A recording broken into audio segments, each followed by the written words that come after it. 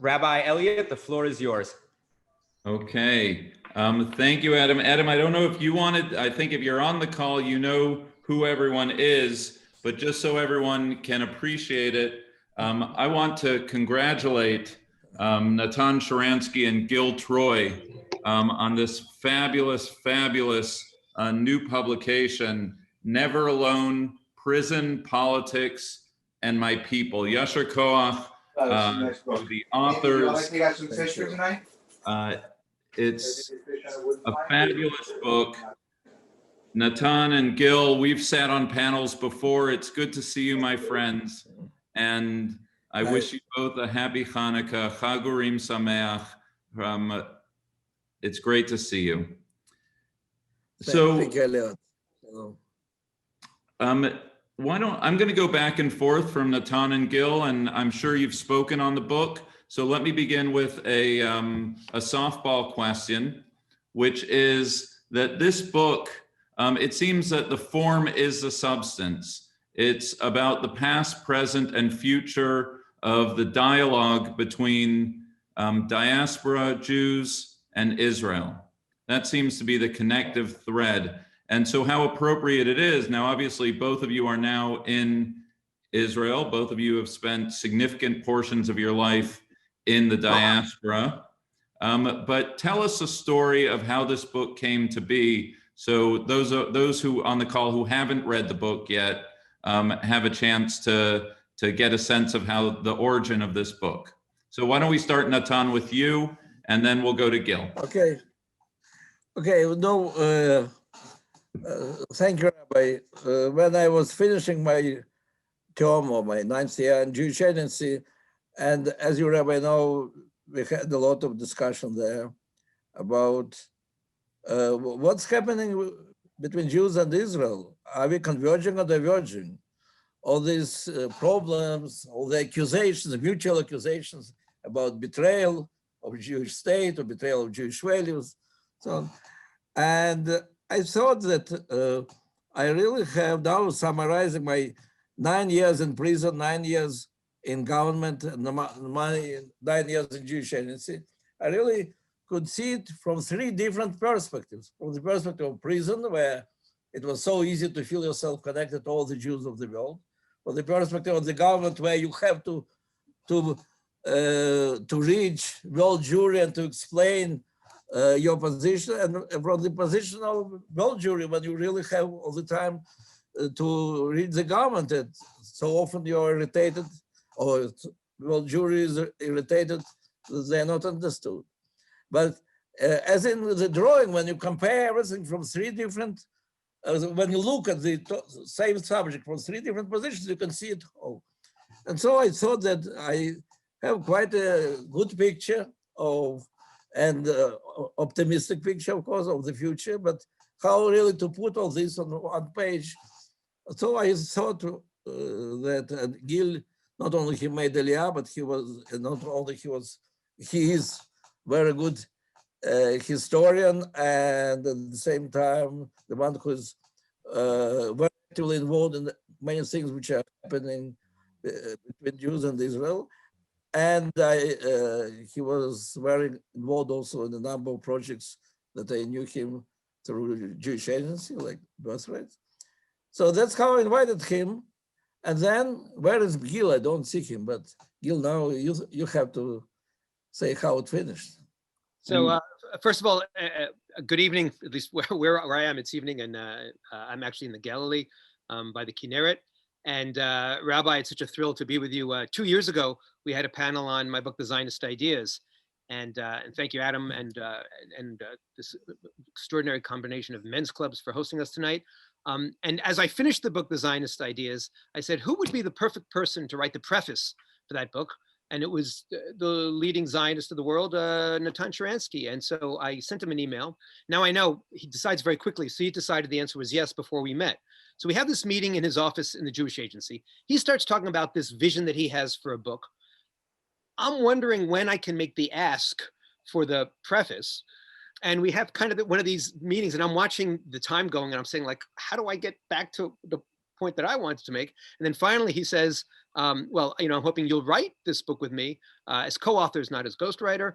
And I said, well, will you do the preface? He said, of course. So that was actually the genesis of it. I'm an academic, which means that I don't get along with anybody else. I do my own thing. I play in my own sandbox. I've never written with anybody, but the KGB wasn't able to say no to Natan Sharansky, and certainly I wasn't. And it's really been a remarkable 3-year journey. And the book was originally called 999. We signed a contract for 999 for the 9 years that Natan was in the Gulag, 9 years in Israeli politics, and 9 years in Jewish agency. And he usually jokes he doesn't know where he suffered most, and then usually adds in politics. But I was uncomfortable with the title because the title shouldn't be an inside joke. A title shouldn't, with our Christian friends in mind, 999, 666, the devil. I didn't want to get there. My German friends, 999, just wasn't a good idea. So I'm sitting with a mutual friend of ours, some of us on the call, David Suissa from the Jewish Journal in Los Angeles, brainstorming about what the book title should be.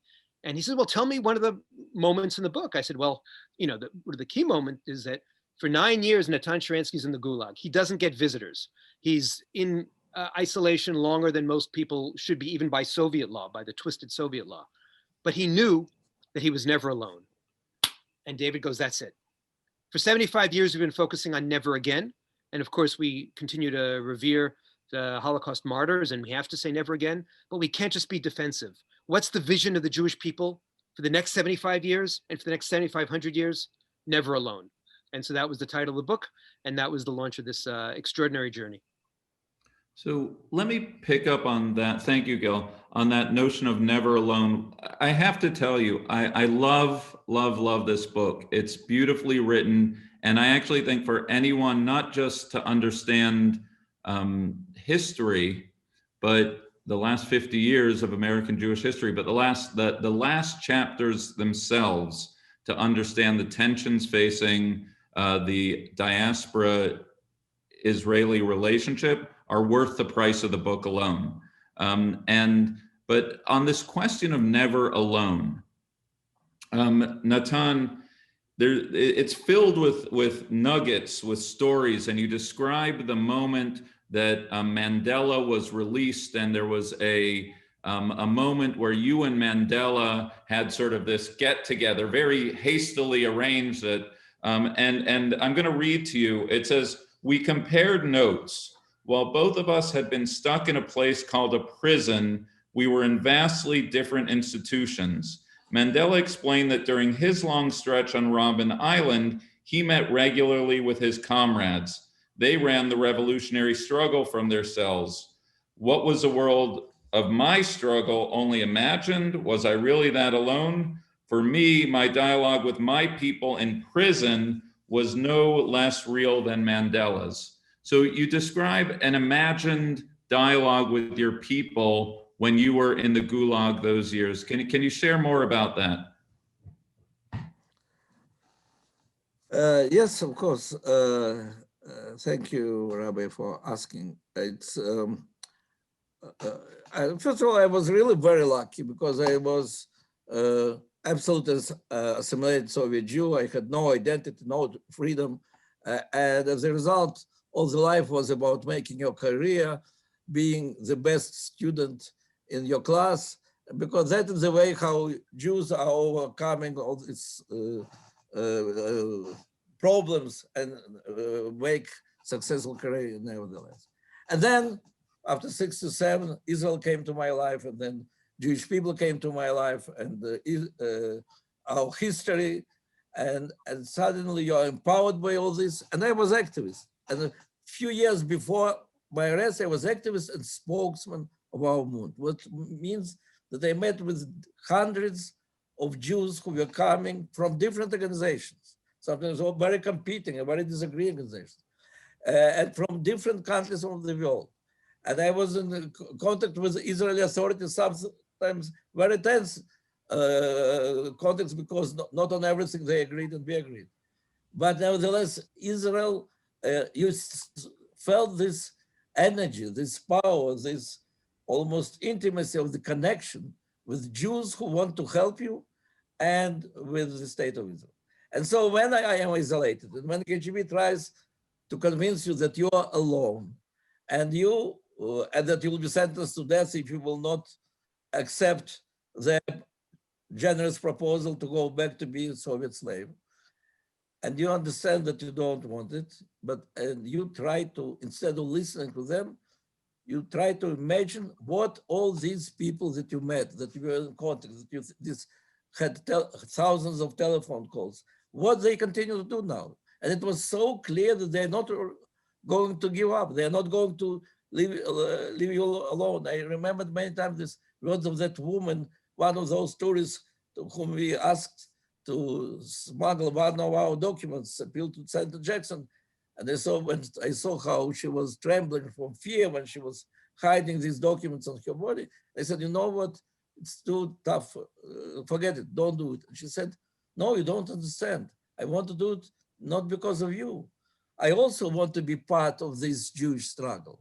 So you felt how American Jews are coming back to their identity and they being part of Jewish story, the struggle. Of course, they will not abandon me. And so that continued not a day, not a week, but many, many years. I had to keep this imagined world of Jewish struggle in my mind and feel that it is a real world.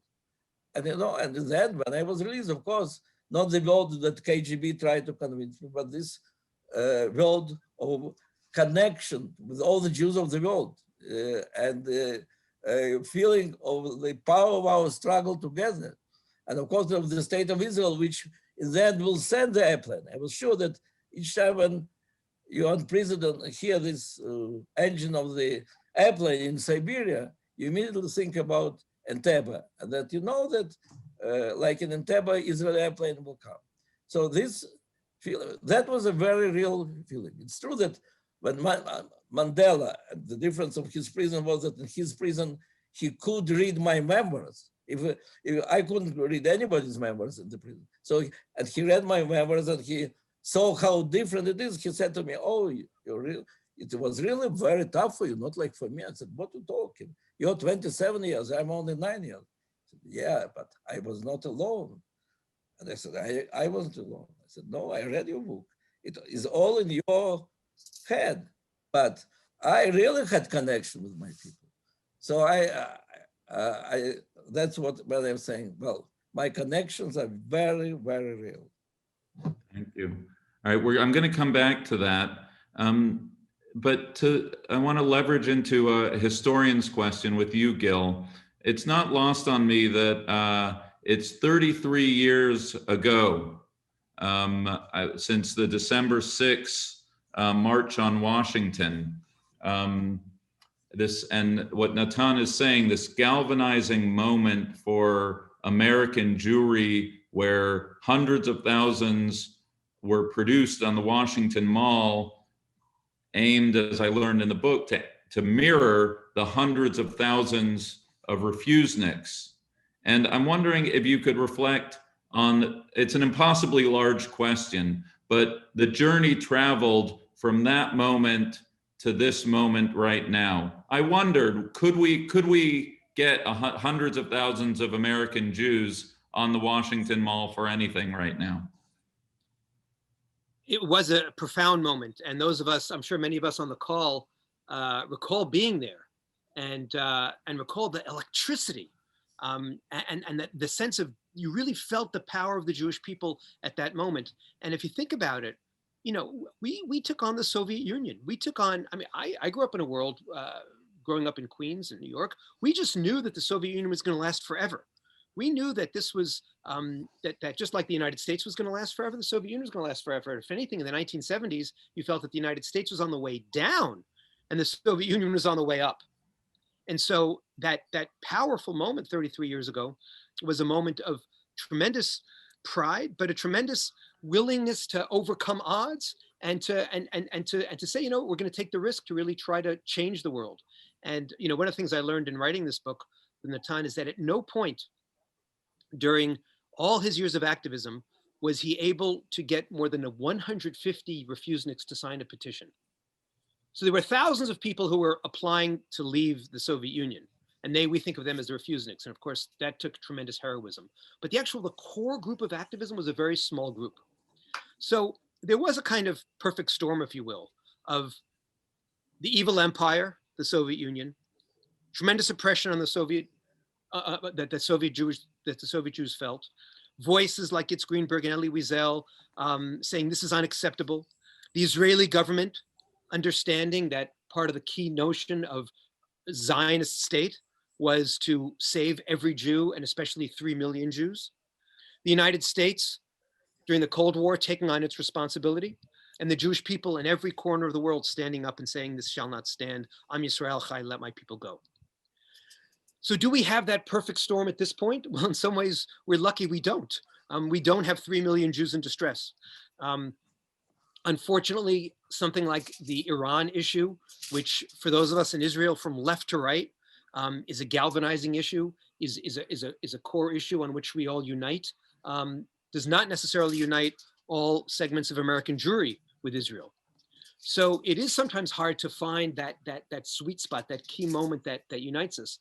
But the reason why both Natan and I are optimists, and it's extraordinary, you come from such different worlds, but personality-wise in many ways and ideologically, we're very much on the same page, is because what we do feel is that for all the challenges of this moment and all the tensions of this moment, most Jews we meet, from right-wing religious Jews who are sometimes disappointed with Reform, even conservative Jews, from Reform and conservative Jews who are disappointed with Bibi or with the Kotel, they still want to be a part of the conversation. They still want to be a part of this people. They still want this extraordinary, miraculous 3,500-year-old story to continue. And so we may not be able to mobilize everybody to show up in Washington, but I feel, and especially in a holiday like Hanukkah, where studies show over 70 to 80% of Jews celebrate it, light those candles, feel that festival of freedom, I'm not willing to give up on that sense of unity. We may have other ways of expressing it, but it's still very powerful and still very potent. And thank you, Gil. Beautiful, beautiful. I have to tell you, Gil, it's so great to see you. You're such a dear, dear friend and intellect. And so it's great to hear you and your wisdom. It's been way too long. COVID thing has broken our ability to meet. In the way of our friendship.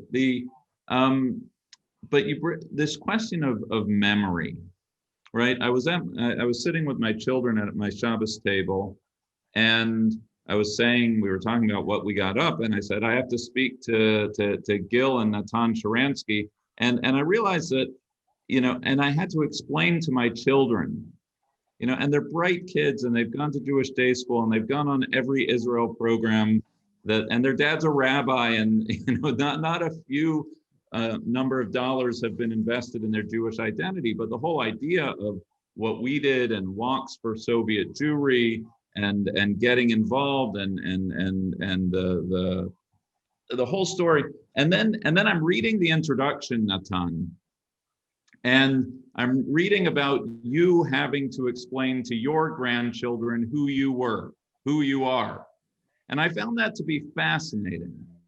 That even Natan Sharansky has to explain to his own grandchildren the story of Natan Sharansky. And so this question of transmission of identity, of a shared history, a shared peoplehood, it's not just my family or Gil's family or someone on the phone, but how do we communicate this, Natan, from generation to generation?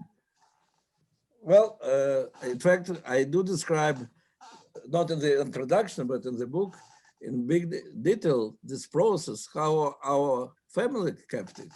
And it is a work. We all have to learn from the Agadah Shel Pesach, from the example of that God or Jewish people decided that is the most important moment which formed them as a nation. And what they are doing, every year they sit at the table and tell the same story. And when the generation of parents explains to children, it's much easier to understand than the generation of great-great-grandparents tries to explain. So every year in our home, we have two seders, one seder on Pesach and another seder, in fact, almost on Purim, on the day when I was released from prison. And what we do every year, Vitaly and I were telling the story to our children. And they, with every year, they were asking more and more serious questions. And now their children are telling this story to to our grandchildren. And what is really important, you know, all our educators are looking into how to bring feeling of pride to young Jews for being Jewish, and looking for the heroes of thousands of years ago. And then you see all these parents, their parents, Americans, they say, did you tell to their children how you were going to Moscow, how you're smuggling these documents, how your hands were trembling, but you wanted to be part of this Jewish history? And you know, the surprising thing, tens of thousands of people spent 15, 20 years of their life. It was marvelous. It was unbelievable victory of these people defeated the most powerful tyranny of the world, and their children know nothing. And now when their children have to tell to grandchildren, they have nothing to tell. So I'm not concerned about the fact that your children don't know about me. But do your children know about demonstrations in Washington, or about all your friends who, or maybe your parents who were visiting refuseniks and who were pressing for American Congress to pass Jackson Amendment and so on? All these battles seems like it's more far from the children than the history of Maccabees. Of course, the history of Maccabees is great, but here it is your parents, your grandparents, children who defeated Soviet Union. And what is Soviet Union, they ask? So they do know what is Paro and what is Antiochus. They have no idea what is Soviet Union. And that just now 2 million people went out of this modern Egypt, and Egypt is not existing anymore. So that is really, I think it's very unfortunate, because it's a great tool for strengthening identity, for strengthening pride, but it cannot come simply from one talk. That must be almost like the story of your life. You're passing it while children are growing. Thank you. I'm gonna keep with you, Natan, for a second and jump to a different part of the book, but the same question, which is a story we tell our children. You speak about the 9 years as the chairman of the Jewish Agency. And it's fascinating. It's a fixer-upper, if there ever was one. But you saw it as the planning table of the Jewish people. But aside from the administrative challenges, you speak about the change of the story. There's the David story and there's the Isaiah story, right? There's a question of whether or not it's the vision of Isaiah, of Tikkun Olam, of universal connection. And then there's a David story of the Jewish people with the slingshot against the big mighty Iran, and nothing else matters. And so children of my age are growing up, or my children are growing up with the Isaiah story of universalism. But the David story is still animating the Israeli conversation. And that seems to be the DNA of the dysfunction or the distancing between the two. So I guess my question is, am I right in that? Is that the sort of fundamental challenge to the diaspora-Israel relationship, these different narratives of who we are? Yeah, well, I would say that the main idea, or one of the main ideas which we are pushing again, coming back again and again in this book, that the fact that we are different, or the fact that we have different set of priorities for our own survival as Jewish community should not undermine the fact that we all want to continue our journey as one family. And that's why we have not only to insist on our agenda. Yes, Israelis have no choice. they have to insist on the agenda of David, meaning that we have to fight for our existence. We know it every day. And there is no way that American Jews who want to be liberal Jewish community in the liberal society as a minority, there is no way to survive if society is not liberal. So they'll have that type of set of priorities. But we have also to listen and to understand the other, and to understand that we have, at least to some extent, to accept the legitimacy of their set of priorities, and listening to, talking to listening to one another, to find where we can make step toward one another in order to make our journey together easier. And the fact is that because the tensions are big and the situation encourages both sides to be very impatient, and this feeling of betrayal sometimes is very deep, and we show how practically, almost in the same months, this feeling of the betrayal by liberal American Jewry by the state of Israel, and the feeling on the side of Israeli government, and not only government, about betrayal around the question of Iran, how it almost collapsed and created a possible situation. But how it, at least we insist that being there, being inside this, feeling very much when you're in Israel yourself representing Jewish diaspora, and feeling very much when you're in Jewish diaspora representing Israel, that if we start listening to one another, our desire to be together is so big that we will start making serious steps to not to force the other side to accept your position, but integrate us in much more uniting position in our journey together. But well, thank you. And Gil, I'm gonna turn to you, and I want to again compliment the book, because as what I would consider myself a progressive Zionist, I found myself being challenged by the book, that it avoided simple, pat answers. You know, I have my view of the Kotel controversy. I think that the book successfully shows both sides of the discussion. I think that there is a very textured read of Prime Minister Netanyahu in the book that I think would serve liberal American Jewry well to read, because it's not one-sided. And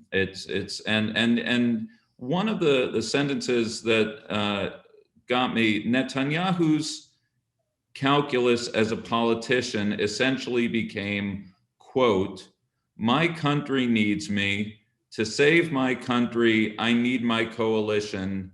And to save my coalition, I can permit myself to do things today that I can correct tomorrow." It's sort of a working thesis on page 381 of Netanyahu, that his sins are all there to serve a greater purpose. Gil, do you agree with that? Is that an accurate assessment of the ongoing tenure of Prime Minister Netanyahu? So first of all, Rabbi, I have to just thank you for such a careful and rich reading of the book. You clearly got to the end. Sometimes interviewers, you can tell they read the first 50 pages and that was it. So really kol hakavod. And it's not surprising, given, you know, I know and respect your writing and your teaching and your leadership, and so it's so much a part and parcel of who you are. You know, it's very interesting. I just read Obama's memoir, and Barack Obama and our book Never Alone. Barack Obama's book is called A Promised Land, which is also very interesting at a time when people like to negate the power of the United States and the power of the American dream. And both Obama and our interpretation of Netanyahu are remarkably the same.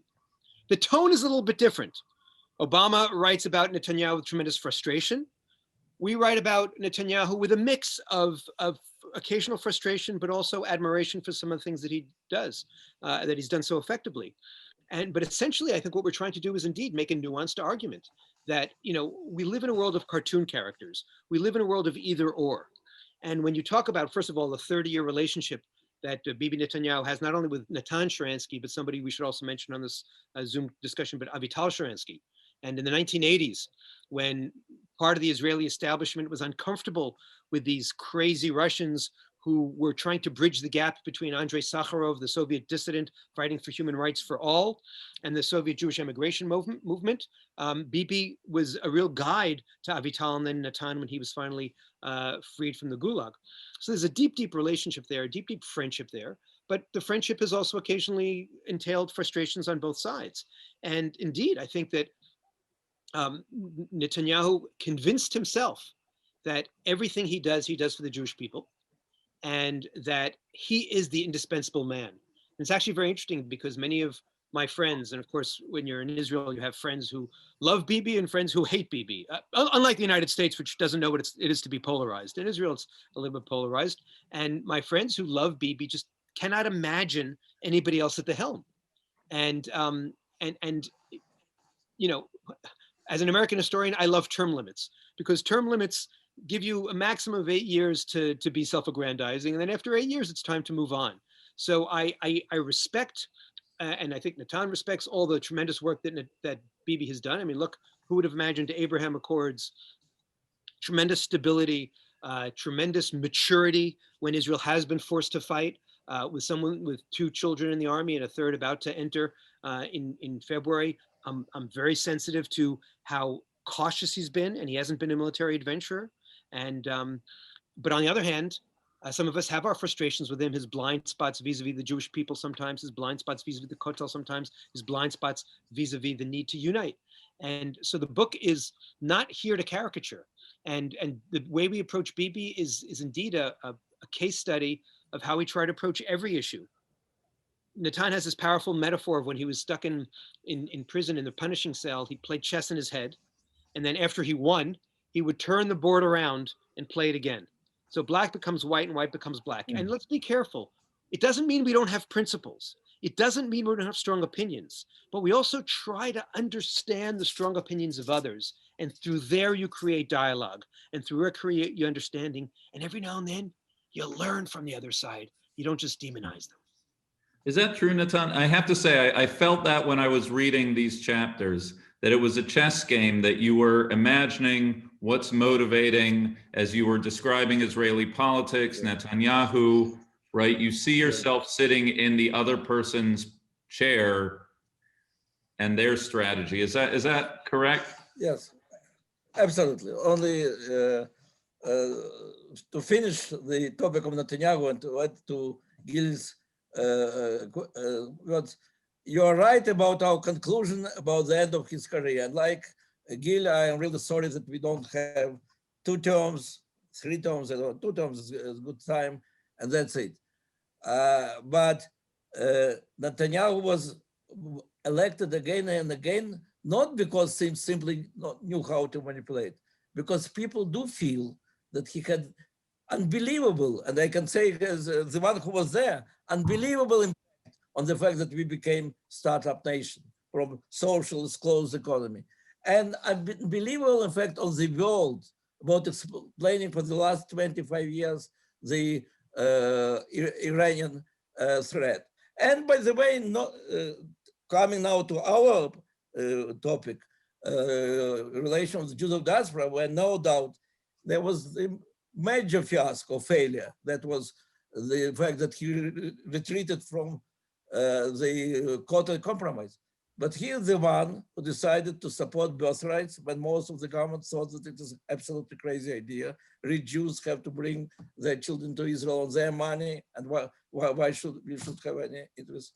And he was the one who, in fact, invented Vadat Neiman's committee, which unfortunately now is the biggest progress which we ever had in the question of conversions. But yes, each time when you're looking at people like Netanyahu or any other leader, you have at some moment, at the moment of when you're full of criticism of what he did, then to turn the chessboard and to play, now let's play for the black. In prison, where I played thousands of games with my hand, had at some moment, you were white and then you're black. At some moment, it doesn't matter. Black and white, they are all pieces on the same board of our survival. They are helping me to survive in prison. So now Jews of diaspora and Jews of Israel, together with all our differences, we all are trying to do our best that Jewish family, Jewish people will survive and continue their journey. And that's why, yes, we have to turn the board and It's so important. The other guy. It's so important to be able to see the other side, and that's a leadership principle that I'm going to take away from this book. I can ask questions till the cows come in. I just want to remind everyone, if you've joined the call since we began, that Adam's given me a few more minutes, and then all of the questions in the chat bar, Adam will ask our guests. So please make sure you add your questions in so he can ask those questions. Gil, to the topic, well, it's a very current topic. When we're describing this, these are vast oversimplifications, and I actually don't believe them. But the notion that Obama was bad for Israel, but he was good for American liberal Jews. Trump was good for Israel, but bad for American liberal Jews. And now we're entering into a new chapter of Biden and Bibi. And I don't know Israeli politics like you do, but it seems that the only direction the government is going in is right-leaning right now, whatever elections do or don't happen. So, Gil, none of us are prophets. No one has a crystal ball. But do you think we're entering into another chapter by way of the political leadership for the relationship between diaspora Jewry and Israel? Let me take this in three quick different directions. One, you have done such an important leadership job in teaching your people and us that there's a difference between agreeing with the policies or the premiers of Israel and loving Israel. And we have to be very, very careful, because one of the insidious things that's going on today on campus, in the media, is when it comes to Israel, not when it comes to the UK, not when it comes to the United States, not when it comes to any other country in the world, when it comes to Israel, unless I love the whole package at that moment, I give up on Israel. And I question Israel's right to exist. And so first of all, I'm always happy to plunge into the arcana of politics and the different partisan positions we have, but it's really important that we make that distinction, because Israel is surrounded by countries, fewer and fewer, which we'll get to in a second, but it's surrounded by countries and surrounded by a movement that tries to delegitimize and question Israel's very right to exist. And so we, on the inside, have to be very careful to say, hey, I can criticize Israel, but that doesn't mean I demonize or delegitimize Israel. So that's the first point. So that's kind of the meta point. The second thing is, I want to quote another favorite New Yorker of mine, Ed Koch. Ed Koch taught us that, he said, if you agree with me on 7 of 12 things, please vote for me. If you agree with me on 12 of 12 things, please see a psychiatrist. Why can't I say, I voted for Barack Obama, but I was really uncomfortable with the way he and John Kerry handled the Iran deal? Why can't I say, I hated Donald Trump, but I honor the fact that he did what Jimmy Carter called for, what George McGovern called for, what every Democratic president, Republican president had called for 40 years, and moved the embassy to Jerusalem. Let alone, he also had this game-changing move with others as well.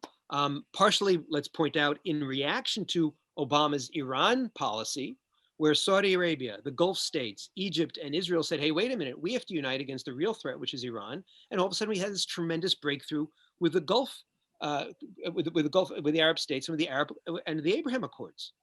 So why can't we be a little nuanced? Why must we buy into the media's insistence that it be all or nothing?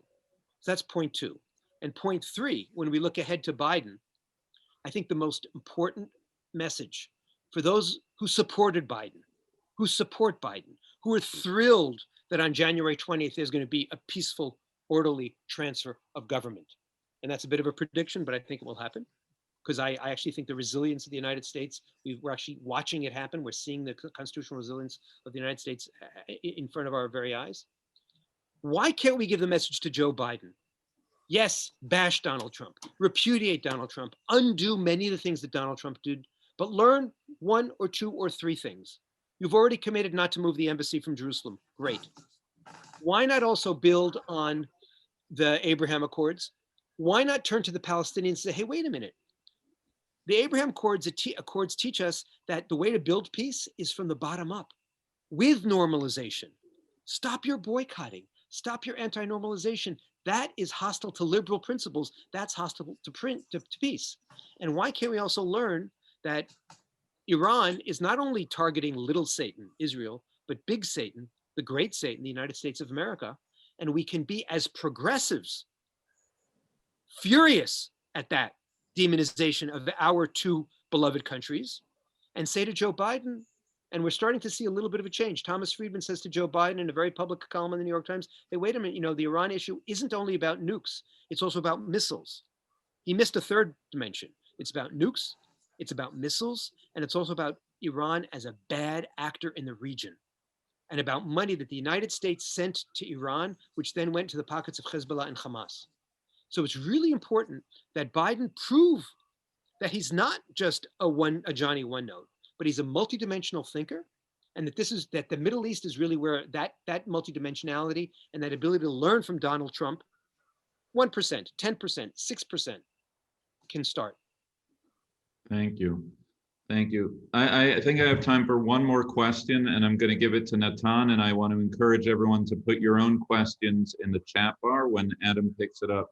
Natan, I am going to put your opinion piece in the Washington Post today into the chat bar, and I read about Jimmy Lai, the Hong Kong media mogul who was imprisoned, and and it seems that both from your article but also reading the book that it is what you experienced with the suppression of thought under a Soviet totalitarian regime is the modern story that's taking place in China right now.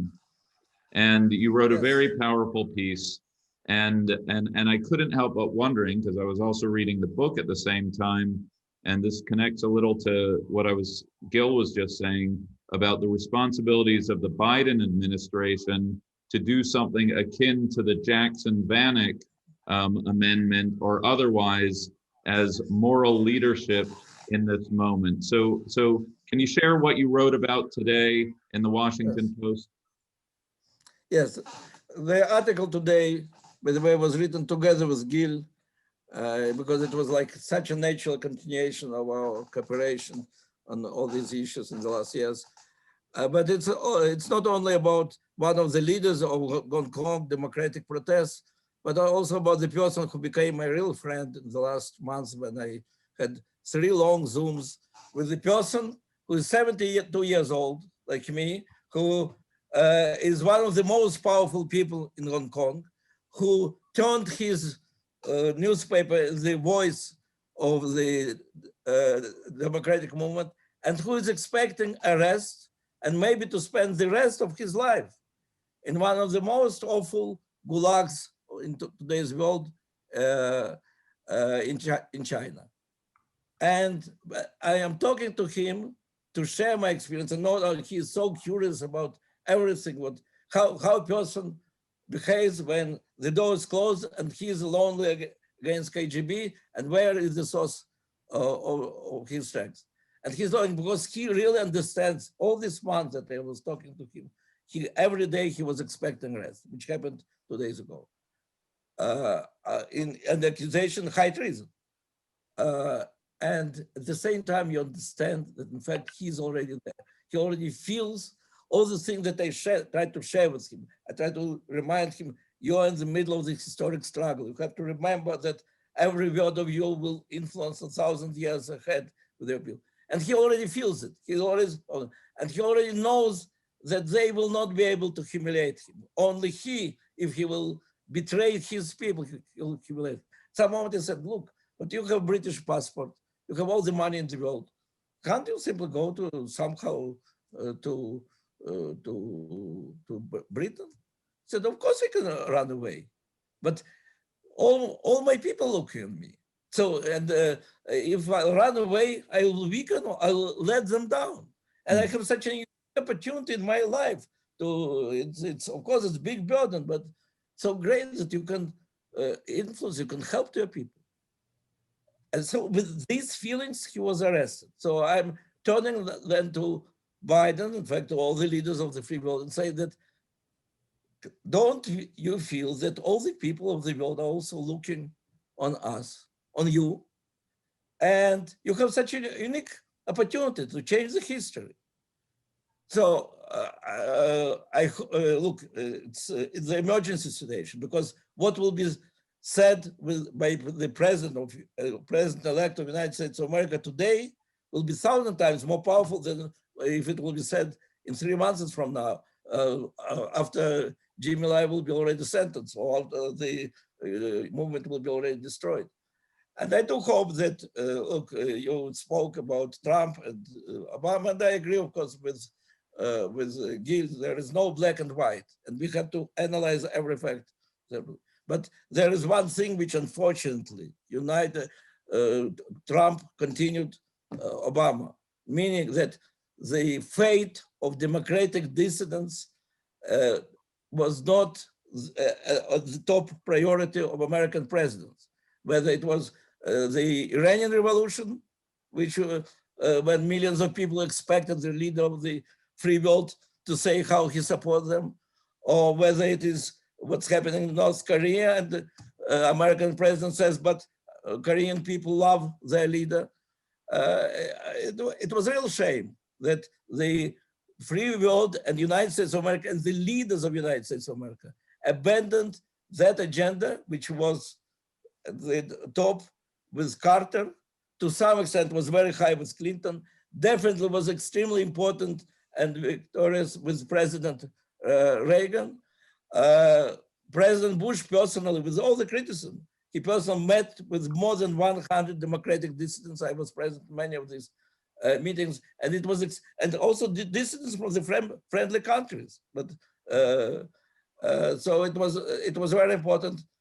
That is the time for the United States, for the free world, to speak in full voice about Hong Kong, to link it with their policy, because we are facing we free world is facing a very big challenge from the totalitarian regimes. You can see now how the big unions of totalitarian regimes are rebuilt again.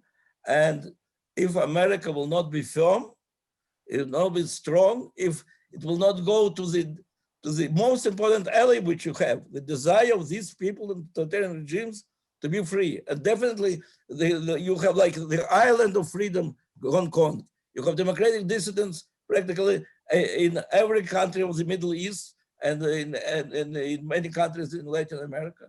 You have to turn them into your allies. Could I just add 2 quick sentences on that? Every single person on this call has a moral responsibility to stand up for this issue, because it really is, this is a phantom referendum. This is a referendum to see if the America and the West is willing to stand up for these people in Hong Kong. And secondly, those of us who have ties to the Chinese exile community and the Hong Kong exile community should get in touch with them and say, we can give you a model. It's called the Soviet Jewish Movement, of how to stand up to dictatorships and how to make sure that these names are known and that we have them on our hearts, on our wrists, as we had with the names of Natan Sharansky and Ida Nudell and all the others. And we know how to do it. And we can teach them and we can work with them. And we don't just want to give it to them to do their job. It's our job too.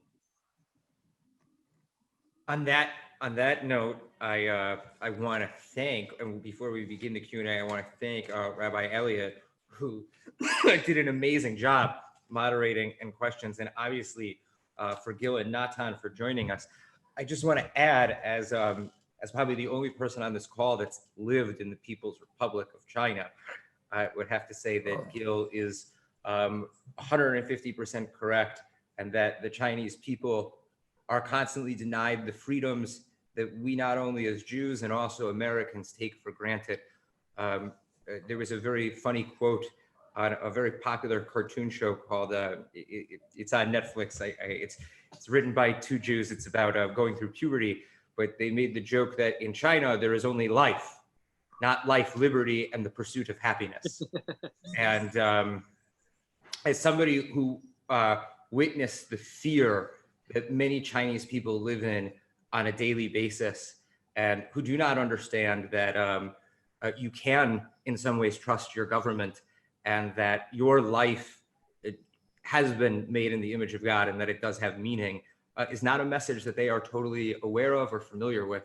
And we as Jews do have a very strong responsibility to stand up for Hong Kong and for the freedom of the Chinese people, just like we do with the North Koreans and the Iranian people. On that note, we will move to the Q&A.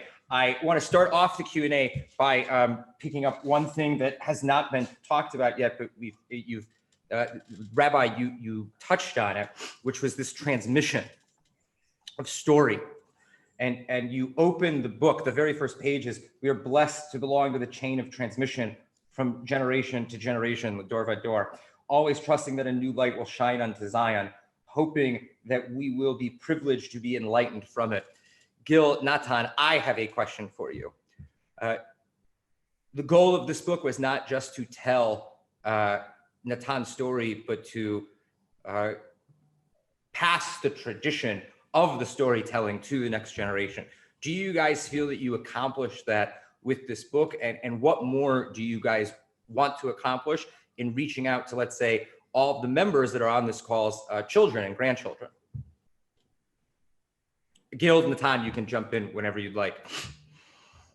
I say, first of all, we have to concentrate on our children and our grandchildren. And as I mentioned, as we mentioned in the book, it's not something one-time thing. You have to do it every day. So yeah, well, I hope our family will continue to grow. The Jewish agency was very fruitful years for me. I entered Jewish agency, there was 0 grandchildren. When I finished Jewish agency, I had 7 grandchildren. So I want to continue these years, and I want to continue to educate them. So of course, it's good to educate all the children of the world. I propose to everybody to start from his or her family, and then continue to influence on others. We absolutely wrote this book for the next generation. And I have to say, one of the things that's been so gratifying is the reaction. We had a call with Hillel students, and there were about 180 students on the call. By that night, over 1,200 students had watched the entire thing. It was over an hour. And I think the latest count is over 3,600 have watched. And the first 180 got free books thanks to one generous foundation. Another story is that someone who I met in my pop-up minyan, which has emerged in the wake of COVID, who was visiting from Brooklyn, ordered 400 books for the Yeshiva of Flatbush and 3 other schools in the Brooklyn in Brooklyn. And they are, first of all, they ordered another 150 books for the adults. We had a call with the adults 2 weeks ago. They're waiting. They gave the students another 3 or 4 weeks to read the book. We're going to sit with them at the end of December, and they're having read 50 or 70 pages of the book, and then we're going to do a Zoom with them. And that's so gratifying, because that's what we're really trying to do. We're really trying to kind of continue the conversation and get the conversation going. And so we're so grateful to the donors, but we're more grateful to the students who are really opening their hearts, opening up their minds, and willing to have the kind of conversations we need. And yeah, it starts with the parents. Natan's putting pressure on my own 4 kids because we dedicated the book not only to our parents, but to our grandchildren, his that have already been born and mine that are not yet born. So the pressure is growing in the Troy family, but it starts at home, right? And that's actually one of the themes of Never Alone and the power of the Jewish people. We start very small, but that's a microcosm, and we go bigger and bigger and bigger. And we really want to trigger a broad conversation, not for our sake, not for the sake of book sales, although I joked about having you buy 100 copies a person. It's because the house is on fire. We know how many young Jews are feeling lonely. We know how many young Jews are feeling lost. We know how many young Jews are feeling adrift. And we're not making anything new. We're not making up anything new. We're just trying to bring them into the conversation and say, here's this amazing thing. You're a part of it. Never alone means you're part of this amazing network. Join it. You won't feel so alienated. You won't have that anomie that so many others have. You'll have a sense of purpose. You'll have a sense of peoplehood. You'll have a sense of tradition. On that note, I want to add that the link to buy a signed copy of the book that has been put together special for this program is right now in the chat. You can go to bookrevenue.com/FJMC to pick up a copy of the book. Next question. This comes from the president of the FJMC, Tom Sudo in Cleveland. Natan, how much do you think the Soviet Jewry movement was a reaction to the Holocaust? Being that the generation that came of age right after the Holocaust stood up and said, not on our watch. Do you think the Holocaust had something to do with the galvanizing effect or no? Yes or no? No doubt. It had a great influence. Look, the realization of what's happening started to some extent from the book of Elie Wiesel in 1964-65. He traveled to Russia and he wrote the book, The Jews of Silence. The main message of the book was, it cannot be to happen for the second time in our generation. They disappeared, the big part of our people once in the same generation, it will happen again. So that was the motive in the beginning. And no doubt that from the groups, student struggle for Soviet Jewry or establishment groups, Holocaust was very much in the mind.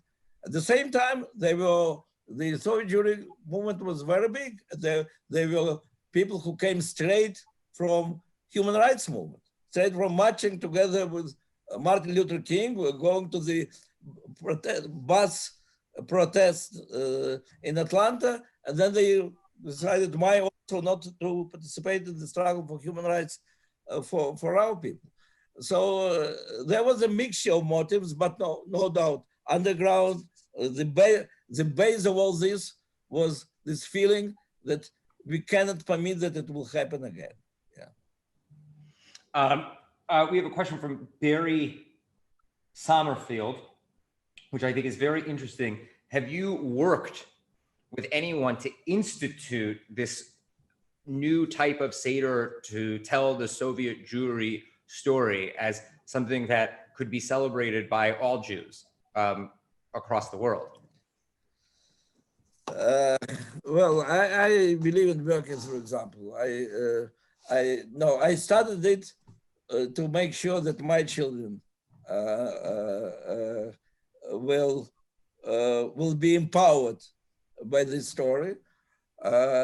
We wrote about it, hoping, and I spoke a lot about it, hoping that the Jews also will think how to empower their children through their family stories. Again, not through examples of Ida Nudel, Yosef Begun, and myself. It's okay, but through their family stories. And it is so unique that big masses of the old Jewry participated in this struggle, and we won it together. And now let's go back to every family, and every family has something to tell to their children. If I can add, we need educators like you, Rabbi Cosgrove, like you, Adam, educators and activists to teach people. We don't need a new Seder. What we need is we need to take the current Seder. The beauty of the power of the current Seder is that it is a framework, and we pour in to that Seder our story as well.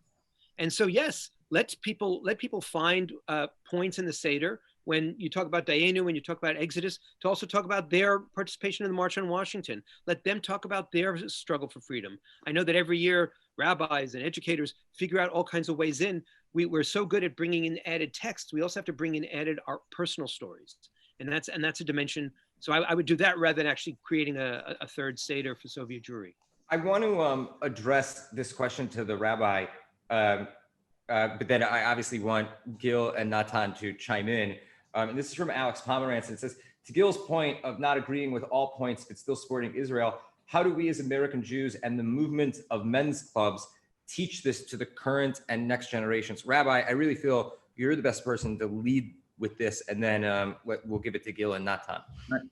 I think, look, first of all, I love the men's club. For me, the men's club is the special teams of the conservative movement, and meaning whether it's proselytizing on campus, whether it's BDS, whether the curriculum that comes out of the men's club, I think that the men's club models key strategic questions over time.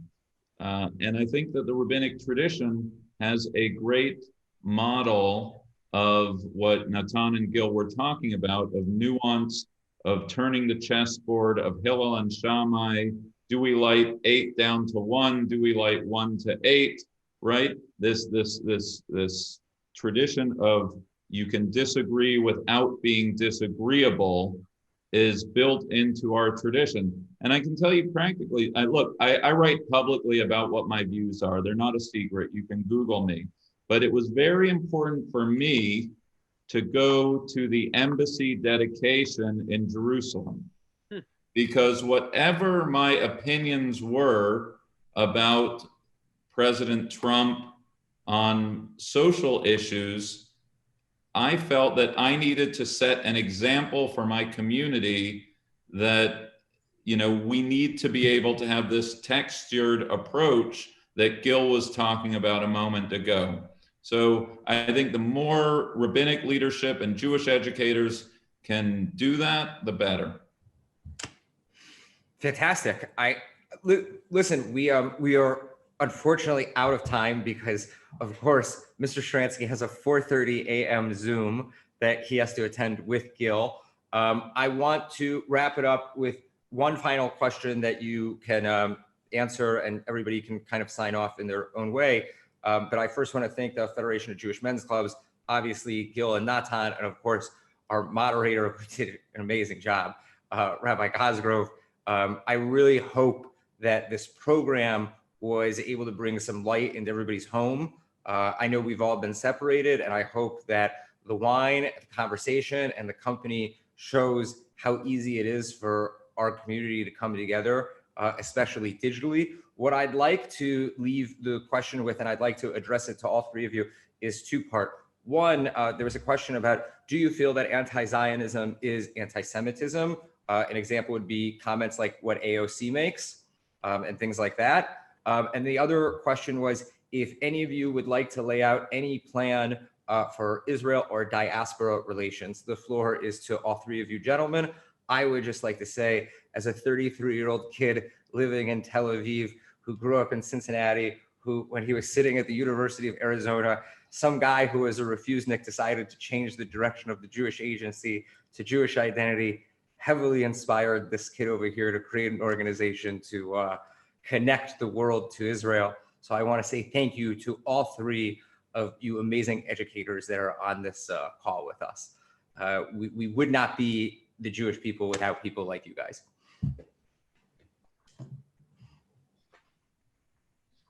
Thank you. Floor to you guys. Yeah. Well, I can say that I don't like simply to say anti-Zionism is always anti-Semitism. I prefer to go to my initial formula that the legitimization of Israel, the demonization of Israel, and applying double standard to Israel, that's anti-Semitism, because that is exactly the tools which were used by anti-Semites against Jews, and now they are used against Jewish state. Theoretically, we can imagine a person who doesn't like the idea of Zionism, some ultra-Orthodox person, and at the same time, he is not anti-Semite. But it's always theoretical. In the real world, our enemies are permanently trying to delegitimize Israel, to demonize it, to turn it into kind of Nazi state, and to apply standards which are never applied neither to most free country like America, nor to most non-free country like Iran. So that's my answer. Yeah. But here I want to add one thing. I just now had meeting and negotiations with Institute of Tolerance, Religious Tolerance in Bahrain. It's King's Institute. It's almost like on the status of ministry. It signed agreement with American administration of fighting anti-Semitism, including new anti-Semitism, including anti-Zionism, based on international formula. It's all written in the agreement on the anti-Semitism. At that very day, I received note from San Francisco. The San Francisco Jewish community is not ready to support this not the Jewish community, but Jewish organizations are not ready to support this international definition of anti-Semitism. So I can imagine that we can find ourselves with a very strange situation when together with Bahrain, we'll be fighting against new anti-Semitism, while some Jewish organizations will not be ready to support it. So yeah, the cheap answer is on anti-Zionism and anti-Semitism is read the book, because we deal with this issue. But I will say that there is no sillier, more offensive, more obnoxious conversation going on in the American Jewish community today than which is worse, left-wing anti-Semitism or right-wing anti-Semitism. Anti-Semitism is anti-Semitism, bigotry is bigotry, racism is racism, all are unacceptable. And we certainly need the left fighting left-wing anti-Semitism, not right-wing anti-Semitism, and the right fighting right-wing anti-Semitism, not left-wing anti-Semitism. And let us find, if we can't even agree on our enemies, if we can't even see who's really against us, then who are we? We don't really, you know, that we have to first start with that, and then we have to have a common vision. So look, the unifying point is this, and the key with Israel diaspora is this. A, we actually make a very specific suggestion, which is that if we could have some kind of global Jewish council, not to solve all the problems of the Jewish people, but to let us talking together. Let us start talking together, because we understand from John Locke that you need consent of the governed. And if people at least felt like they had a seat at the table to talk it out, if we had progressives and right-wingers yelling and screaming about what's the best way to do BDS, even if the Israeli government went in the wrong direction, we'd at least feel like we had a chance to talk about it. So first, let's continue talking. And second, let's continue doing. Let's roll up our sleeves, and let's not only find the issues on which we disagree, let's also every now and then agree to agree on certain things and roll up our sleeves to fight for certain things, but also sit back, relax, drink a little bit of beautiful wine that Adam was so kind to give us, and say, Lchaim, it's Hanukkah. You know, Lchaim, it's Purim, Lchaim, it's Pesach. These are the things that also unite us. You know, we're so good at emphasizing the things that divide us, but look at the common language we have, look at the common experiences we have, look at the common values we have, and look at the common heroes we have. So, Lchaim and Laila Tov. Well said. Rabbi, would you like to leave us with some No, words? I think that our stars for the evening, Gil and Natan, did a great job. I'll only say that more dialogues like this that bring diaspora Jewry and Israel in dialogue, the more the better. The more the better. Amen. Well, on that note, I would like to thank everybody for joining us today. I'm sorry if we didn't get to everyone's questions. There was a few we didn't get to. We ran out of time. I want to say thank you to Rabbi Elliot again for not only preparing on such a short notice, but for doing such an amazing job.